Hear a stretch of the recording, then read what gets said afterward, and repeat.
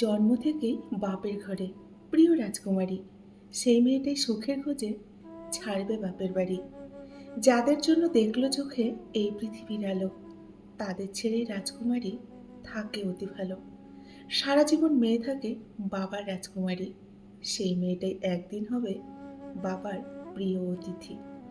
ইচ্ছে হলেও দেখতে পায় না নিজের বাবাটাকে, চোখের দেখা দেখতে হলেও পরের অনুমতি লাগে। যে বাড়িতে জন্ম হলো, গড়ল সুখের জীবন, সেই বাড়িতেই বেড়াতে যায় ২-৪ দিনের কারণ।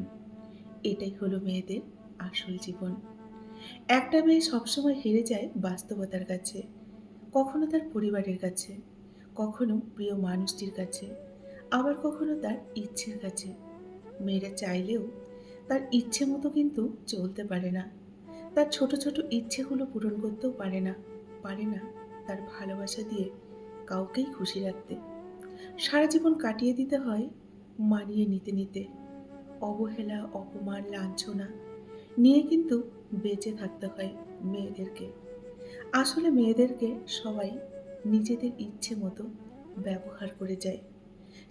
সে বিবাহিত মেয়ে হোক বা অবিবাহিত, সবাইকে কিন্তু এই সমাজে লাঞ্ছনা অনেকটা সহ্য করতে হয়। এই সমাজে মেয়েরা কিন্তু সত্যিই লাঞ্ছিত। কেউ তাদেরকে তাদের মতো করে বুঝতেই চেষ্টা করে না। এটাই হচ্ছে আমাদের মেয়েদের জীবন। নমস্কার, আমি মিঠু। আমার এই রকমারি চ্যানেলে আজ আবার একটি নতুন ভিডিওতে আপনাদের সকলকে জানাই স্বাগত। আশা করছি সকলেই ভালো আছেন এবং সুস্থ আছেন। বন্ধুরা, চলুন তাহলে ভিডিওটি শুনে নেওয়া যাক। মেয়েদের জীবন নিয়ে কিছু দুঃখজনক সত্য কথা আপনাদের এখন আমি বলবো। প্রত্যেকটা মেয়েই চায় তার এমন একজন জীবন সঙ্গী হোক বা এমন একজন মানুষের সাথে বিয়ে হোক, যে তাকে তার বাবার চেয়েও অনেক বেশি ভালোবাসবে এবং অনেকটা যত্ন রাখবে। কিছু মেয়ে দামি উপহার পেলেও যতটা না খুশি হয়, তার চেয়েও বেশি খুশি হয় সম্মান, গুরুত্ব আর অনেকটা ভালোবাসা পেলে। মেয়েদের জীবনটা সত্যিই বড় অদ্ভুত, তাই না? মেনে নিতে নিতে আর মানিয়ে চলতে চলতেই পুরো জীবনটাই কিন্তু একদিন শেষ হয়ে যায়। বাবার কাছ থেকে মা ডাক শোনাটা যে কতটা শান্তির, সেটা শুধু মেয়েরাই বোঝে। মেয়েদের জীবনের ডিকশনারিতে দুটো শব্দ কিন্তু কমন থাকে। এক হচ্ছে অ্যাডজাস্টমেন্ট আর দুই স্যাক্রিফাইস। এই দুটো কমন শব্দ কিন্তু মেয়েদের ডিকশনারিতে অবশ্যই থাকবে। জীবন থেকে কিছু শিখি বা না শিখি, জীবন আমাকে একটা জিনিস শিখিয়েছে, যে কারো কাছ থেকে কিছু কখনোই আশা করতে নেই। তাহলে কিন্তু চোখের জল ছাড়া আর কিছুই পাওয়া যাবে না। মেয়েদের মনটা অনেকটা না আয়নার মতো, একবার পরে ভেঙে গেলে হয়তো আবার জোড়া লাগে ঠিকই, কিন্তু সেই দাগটা আর কখনোই মুছে যায় না।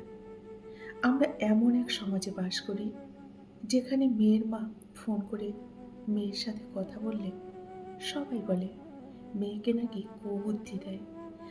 আর একই কাজ ছেলের মা করলে ছেলেকে স্নেহ করা হয়। এই তো আমাদের সমাজ।